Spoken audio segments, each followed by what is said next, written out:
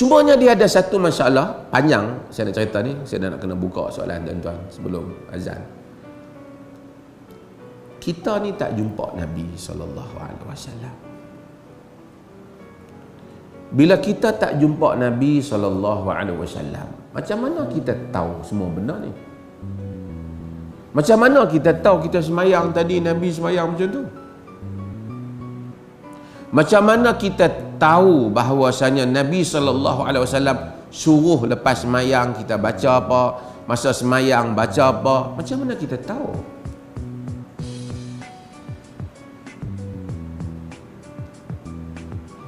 Macam mana kita tahu? Ambil ayat semayang sekali tuan-tuan yang dah batal wuduk nak ambil wuduk. Macam mana tuan-tuan tahu? Kita tak tengok Nabi. Kita tak ada orang habaq. Macam mana kita tahu orang habaq tu betul? Ramai ada habaq murung banyak. Maka dengan itu ada satu benda yang penting dalam agama kita. Dia panggil sejarah Nabi kita ini hendaklah bersifat, dia panggil tarikhiyah. Dia kena bersifat sejarah yang betul. Kita cerita tentang kelahiran Nabi ni, kita nak kena tahu Nabi ni dengan cerita yang betul, bukan cerita yang tokoh tambah. Macam mana nak tahu cerita yang betul? Di situ datangnya ilmu sanad. Kena tahu hadis yang sahih, hadis yang tak sahih. Ni saya tak tahu pejabat saya datang kot ni. Ada orang ni kan buku ni buku saya tulis ni, memahami hadis, muqaddimah ilmu di dalam memahami hadis Nabi-Mu. Ni kita Jabatan Mufti edar percuma. Ini adalah sumbangan Majlis Agama Islam. Dalam ni kita cerita tentang sanad dia, bagaimana cara dia menghubungkan riwayat-riwayat bagi mengetahui antara yang asli dan yang palsu. Kalau tidak, semua orang akan dakwah. Dia pakai serban sengit, dia kata Nabi pakai macam ni. Dia nak pakai serban ada cap apa-apa, dia tahat ni Nabi pakai macam ni, pasal dia nak menega. Orang akan guna nama Nabi. Maka sebab tu kita kena tengok ada hadis Bukhari, ada hadis Muslim, hak mana betul punya Nabi cerita. Dan Nabi ni Allah jadikan dia waqi'iyah. Waqi'iyah ni apa? Nabi ni dia tak main satu benda yang kita, macam saya sebut tadi. Tuan-tuan, apa mukjizat Nabi paling besar? Apa mukjizat Nabi yang paling besar?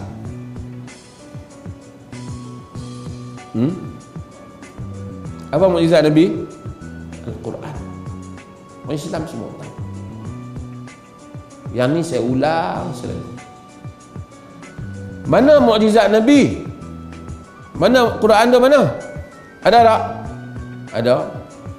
Baca. Bila kita baca, kita akan tahu. Ini daripada Allah Ta'ala.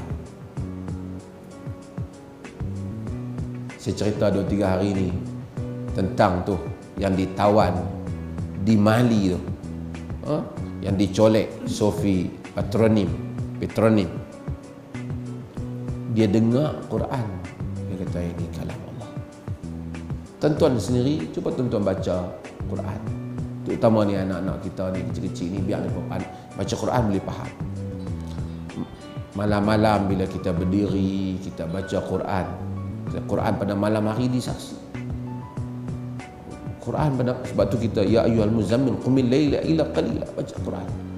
Kita ikut, kita baca Quran daripada satu ayat ke satu ayat, kita akan merasa sangat dalam. Tentu dah ini ayat-ayat Tuhan, mustahil manusia nak cakap macam ni. Ayat tu sendiri ada irama dia, ada tusukan dia dalam jiwa kita. Quran. Bila orang tanya mana, tu belum tengok lagi sains dalam Al-Quran, kebenaran-kebenaran dalam Al-Quran. Sebab apa? Sebab dia Nabi yang akhir. Kalau katalah mukjizat Nabi yang hebat sekali ialah untuk kita pegang, Nabi belah bulan. Betul Nabi belah bulan? Tapi kita mana boleh tengok, kita dengar cerita kan. Kalau macam orang-orang katalah Yahudi, apa mukjizat Nabi Musa? Tongkat Nabi Musa. Mana mukjizat dia? Dululah masa tok-tok nenek mereka tengok dulu. Cucu-cucu mereka tak boleh lah tengok dah. Apa mukjizat Nabi Isa? Sekian-sekian, menyembuhkan orang yang buta, sembuhkan orang yang sopak, menghidupkan orang yang mati dengan izin Allah. Mana? Dulu. It was. Kana makan, kata Arab. Dahulu. Jadi tak boleh kongsi, boleh cerita lah. Orang tanya mana mukjizat Nabi Muhammad? Quran. Orang dulu boleh tengok sebahagiannya.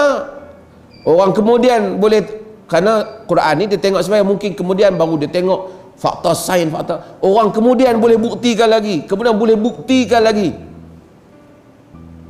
Macam saintis temui ayat dalam temui ada bintang yang mana bintang tu ada ketukan, bunyi macam pintu ketuk, tok tok tok tok. Dia rakam, ada sound dia macam orang ketuk pintu.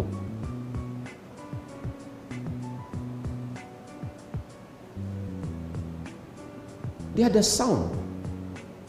Tuan-tuan tengok dalam banyak sekarang dalam berbagai-bagai dikeluarkan. Tapi Quran dulu kata was-samaa'i wat-tariq wa ma adraka mat-tariq. Dan langit demi langit dan tariq, bintang yang mengetuk. Tapi orang dulu baca dia tak tahu, tak apalah, terimalah. Apa Allah maksudkan, wallahu a'lam. Kemudian orang jumpa.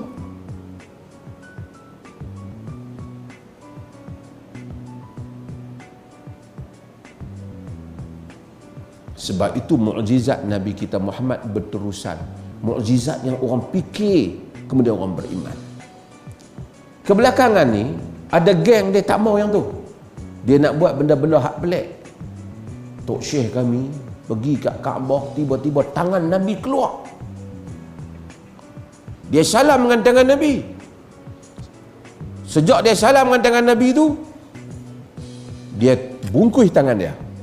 Bila dia bungkus tangan dia, sampai bila-bila dia tak buka, kena sayang kat tangan dia. Hebatnya Tok Syekh dia apa? Kita nak tanya, Tok Syekh dia tak mandi wajib ke?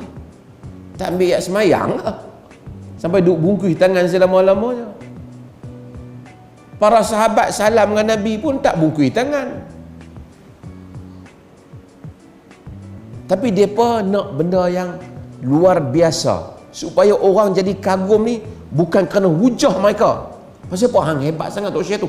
Ui jangan, dia malam tadi ada mimpi. Hatu yang ayah pin nak buat. Ini semua nak memukau manusia dengan keajaiban pada diri. Sedangkan Quran, hatu burhanakum. Quran burhan. Quran adalah hujah. Dan ini yang mesti kita faham.